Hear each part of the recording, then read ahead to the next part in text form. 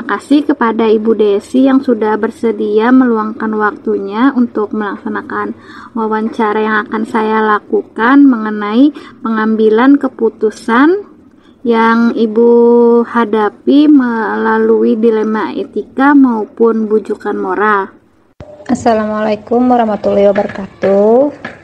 Saya Ibu Desi Natalia, SPDMPD, Kepala Sekolah SDN Sungai Jingga 1, akan diwawancarai oleh Ibu Nurul Istiwati selaku CGP mengenai dilema etika dan bujukan moral.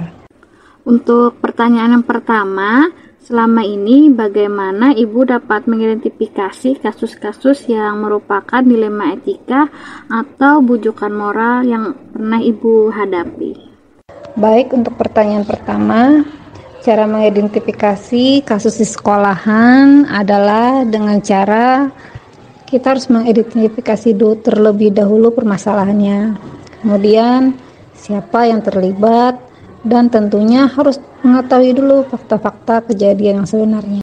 Dan untuk pertanyaan selanjutnya, selama ini bagaimana Ibu menjalankan pengambilan keputusan di sekolah Ibu, terutama untuk kasus-kasus di mana ada dua kepentingan yang sama-sama benar atau sama-sama mengandung nilai kebajikan? Selama ini dalam saya memimpin satuan pendidikan, cara saya dalam mengambil keputusan di sekolah, di mana ketika kepentingan itu sama-sama benar, yaitu dengan cara seperti saya sebutkan sebelumnya, yaitu mengidentifikasi kasus tersebut, kemudian melihat kondisi dan situasi untuk menentukan solusi dari kasus tersebut dengan mempertimbangkan prinsip apakah keputusan tersebut terbaik untuk banyak orang, apakah telah sesuai dengan peraturan, dan tentunya humanitis atau timbulnya rasa peduli. Lalu langkah-langkah atau prosedur seperti apa yang biasanya Ibu lakukan selama ini? Adapun langkah-langkah prosedur dalam mengambil keputusan, yang pertama itu kita harus mengetahui dulu nilai-nilai apa yang saling bertentangan dalam permasalahan tersebut. Kemudian kedua, menentukan siapa yang terlibat dalam situasi ini. Kemudian yang ketiga itu mengumpulkan fakta-fakta yang relevan dengan situasi ini. Apa saja faktor pendorongnya, penariknya yang nyata, di mana dapat menggambarkan alasan seseorang melakukan hal tersebut. Yang keempat, kemudian harus mengetahui, harus menguji benar atau salah permasalahan tersebut. Banyak teori pengujian itu bisa dapat diambil, salah satunya. Kemudian yang kelima, ini mengelompokkan masalah, namun kita harus menajamkan pada fokus kenyataan bahwa situasi ini betul-betul mempertentangkan antara dua nilai inti kebajikan yang sama-sama penting. Yang keenam, melakukan prinsip resolusi.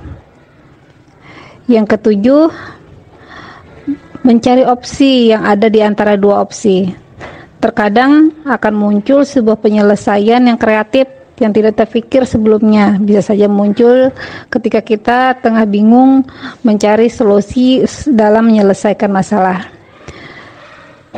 Selanjutnya, yang kedelapan itu membuat keputusan. Nah, ini yang terpenting karena pada akhirnya kita akan sampai pada titik ini, yaitu membuat keputusan. Dan yang terakhir, kita refleksikan apakah proses pengambil keputusan itu dapat dijadikan pembelajaran untuk kasus-kasus selanjutnya. Untuk hal-hal apa saja yang selama ini Ibu anggap efektif dalam pengambilan keputusan pada kasus-kasus dilema etika yang pernah Ibu hadapi? Prosedur yang saya gunakan ketika melakukan pengambilan keputusan, saya berpegang teguh pada prinsip, yaitu apakah prinsip hasil akhirnya membawa kebaikan untuk orang banyak. Kemudian yang kedua itu adalah prinsip berbasis peraturan, apakah tidak melanggar, keputusan yang kita ambil itu tidak melanggar peraturan atau perundang-undangan.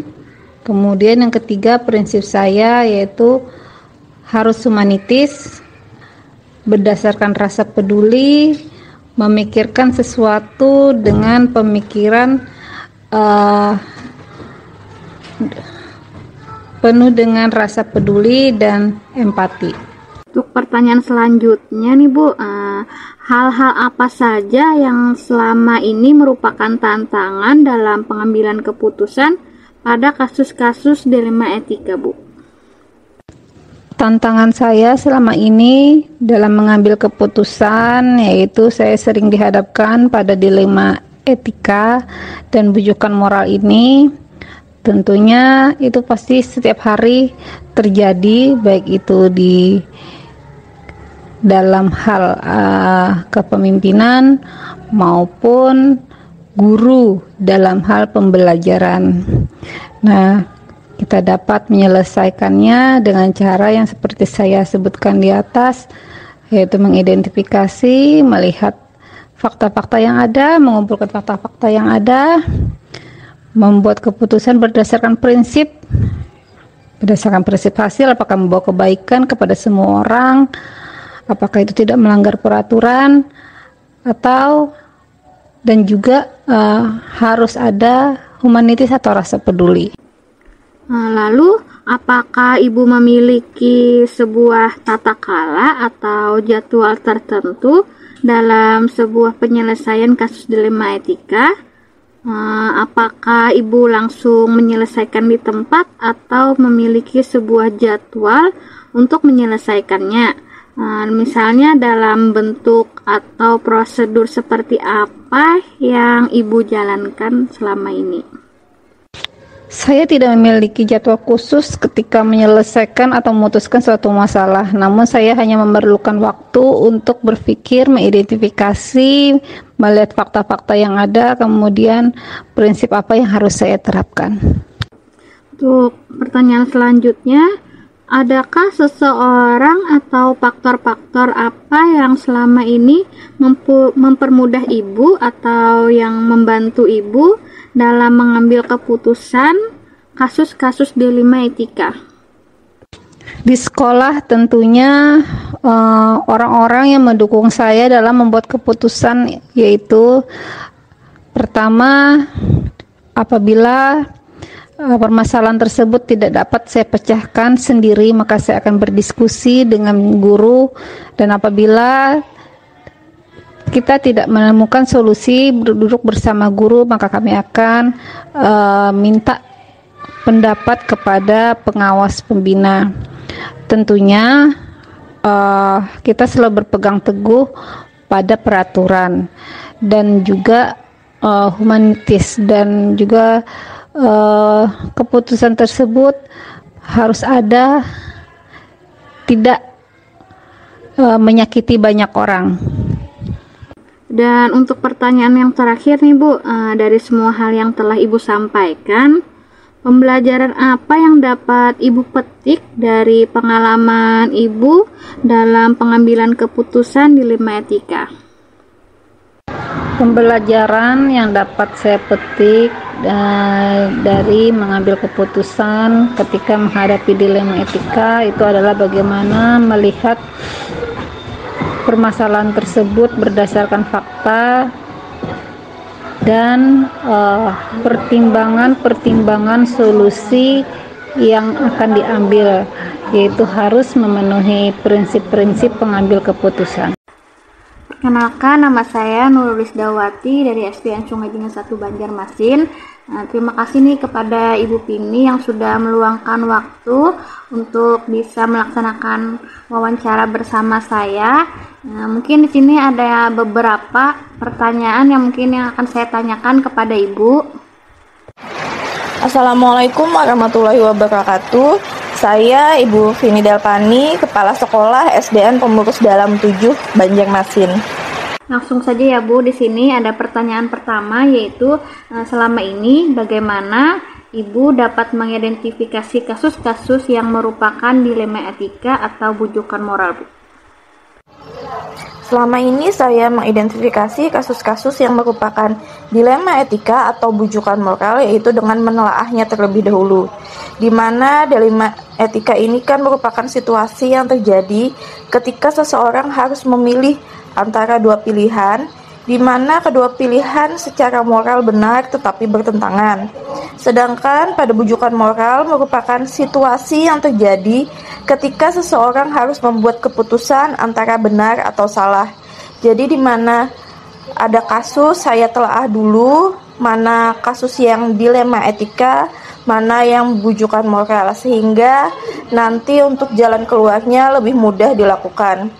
Selama ini untuk dilema etika maupun bujukan moral, jalan awalnya saya pasti akan melakukan musyawarah dengan guru-guru yang ada di sekolah agar bisa mengetahui jalan keluar mana yang bisa kami ambil.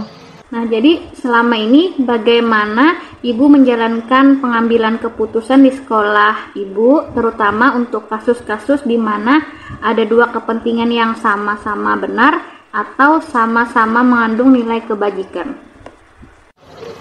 Selama ini saya menjalankan pengambilan keputusan di sekolah untuk kasus-kasus di mana ada dua kepentingan yang sama-sama benar atau sama-sama mengandung nilai kebajikan.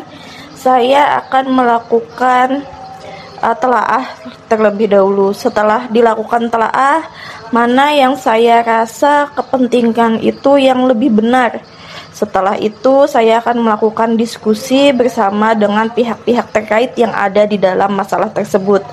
Setelah melakukan diskusi dengan berbagai pihak terkait, lalu saya akan kembali untuk memutuskan mana kepentingan yang lebih baik untuk diambil pada saat itu dan di masalah itu.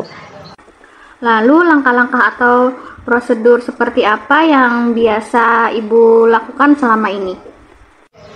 Langkah-langkah yang saya lakukan untuk mengambil keputusan, yang pertama itu saya akan mengidentifikasi masalah.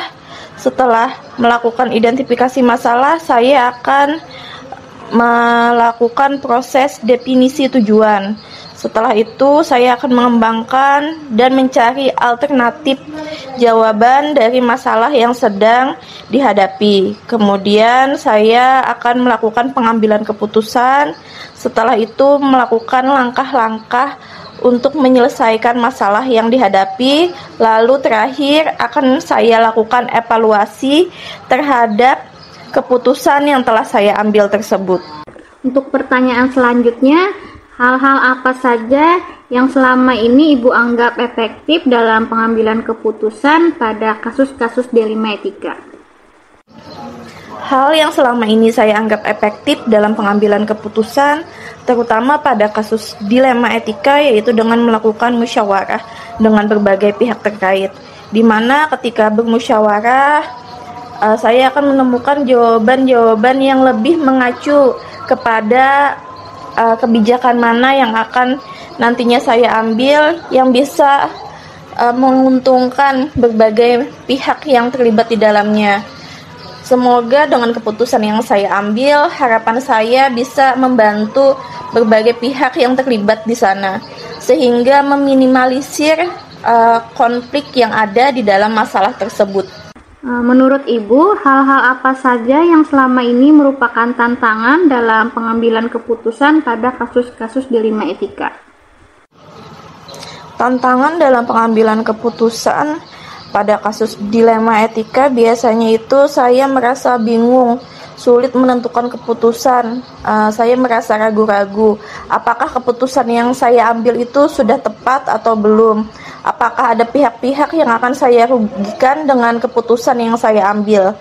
Biasanya kebingungan-kebingungan itulah yang membuat saya ragu untuk mengambil sebuah keputusan yang seharusnya saya dapat pastikan keputusan yang saya ambil itu baik untuk berbagai pihak yang ada terlibat di dalam masalah yang sedang dihadapi tersebut. Lalu, Apakah Ibu memiliki sebuah tata kala atau jadwal tertentu dalam sebuah penyelesaian kasus dilema etika? Apakah Ibu langsung menyelesaikan di tempat atau memiliki sebuah jadwal untuk menyelesaikannya?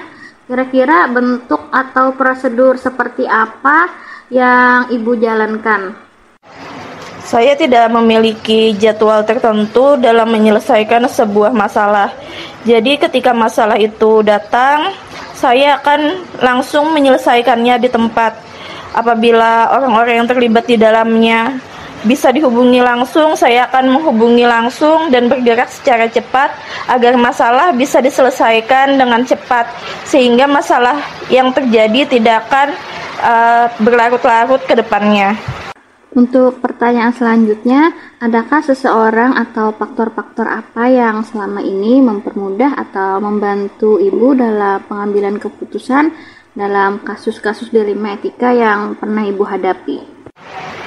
Untuk faktor atau seseorang yang mempermudah atau membantu saya dalam mengambil keputusan, yaitu orang-orang yang terlibat di dalamnya. Apabila orang-orang yang terlibat pada suatu masalah itu dapat membantu mempermudah, maka solusinya akan cepat untuk saya capai. Tapi apabila orang-orang yang terlibat di dalam suatu masalah itu memperburuk atau semakin membuat saya ragu, maka sebuah keputusan akan saya ambil juga lebih lama, karena tadi ada banyak keraguan yang ada di dalam masalah tersebut.